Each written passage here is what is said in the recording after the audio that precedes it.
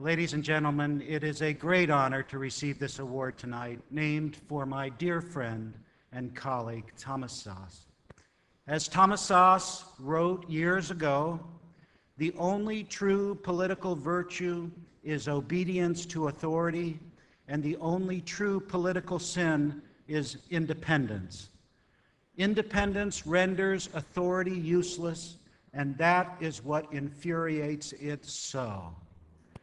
You've undoubtedly been told you're mentally ill for daring to say that the emperor called psychiatry has no clothes, not to mention stupid and unscientific.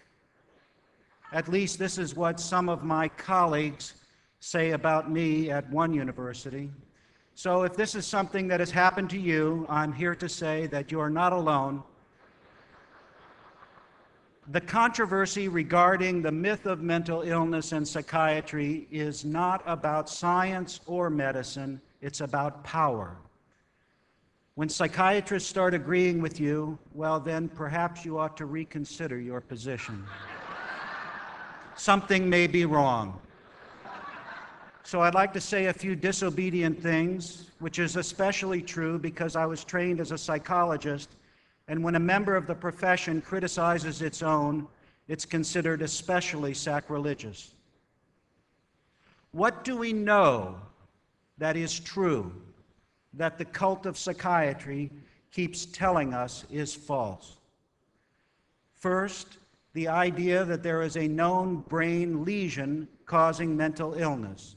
The truth is, we cannot tell who is mentally ill and who is not by looking at pictures of their brains or analyzing their blood. Psychiatrists had to invent their own book of diseases because pathologists would have nothing to do with them. It's called the Diagnostic and Statistical Manual for Mental Disorders, the DSM, a great work of fiction. What's the difference? What's the difference between the DSM and a scientific book of disease? Every disorder in the DSM is invented. Every disease listed in a pathology textbook is discovered. Real disease is found in a cadaver at autopsy. Mental illness is not. Mental illness refers to something that a person does. Real disease refers to something that a person has. Consider this yet another way. It takes one person to have a real disease. It takes two people to have a mental illness.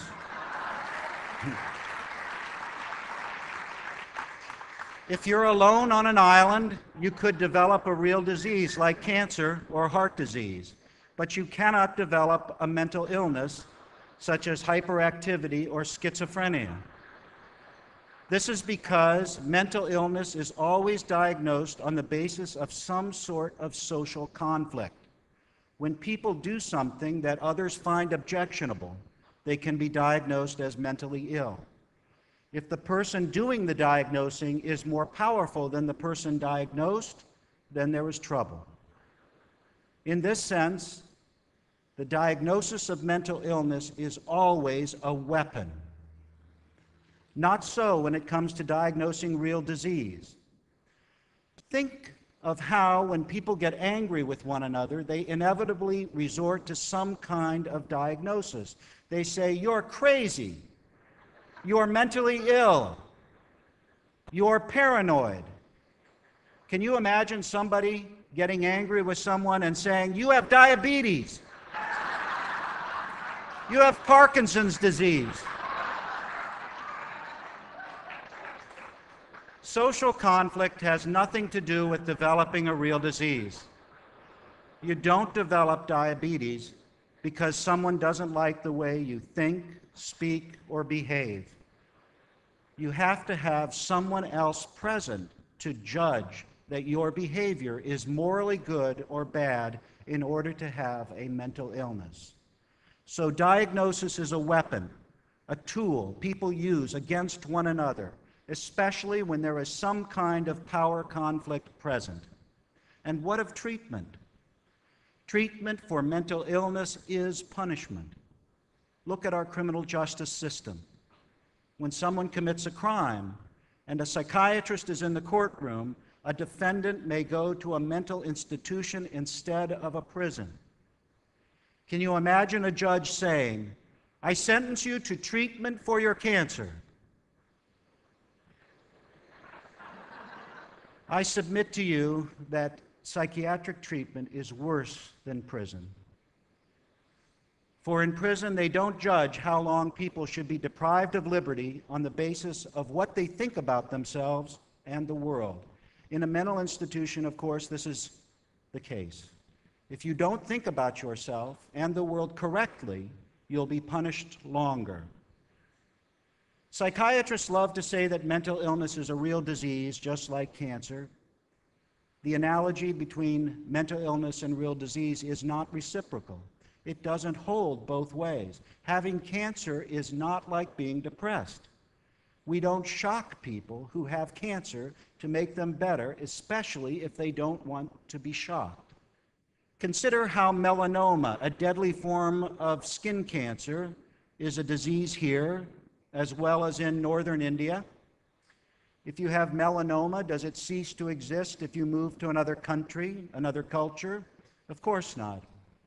If you're wandering the foothills of the Himalayas and meditating for 15 hours a day, you may very well be called a holy man in India.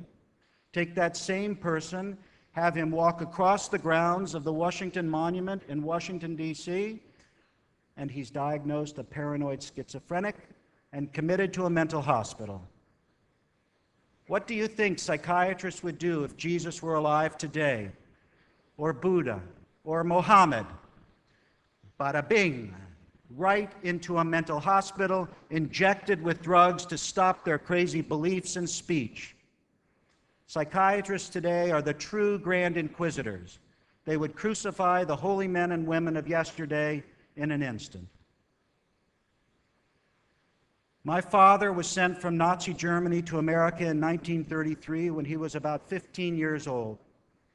From the time he was sent out of Germany by his family because he was a Jew until his dying day 5 years ago, he had nightmares that the Nazis were persecuting him. He fought against them his whole life, awake and asleep.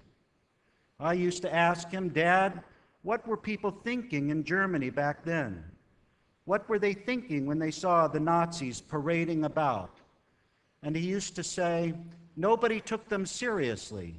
Nobody believed they could ever have the power to do what they did. We laughed at them." Now, while I encourage you to laugh in the face of those psychiatrists who argue that 2 + 2 doesn't equal 4, know too that we must also take them seriously, especially when it comes to the harm they have done to people in the name of helping them. For if we do not, history will repeat itself. We are building a resistance to the psychiatric Gestapo. The Citizens Commission on Human Rights is an important partner in the fight for liberty and justice. That is why we are here tonight, and that is why we will be together tomorrow. Thank you.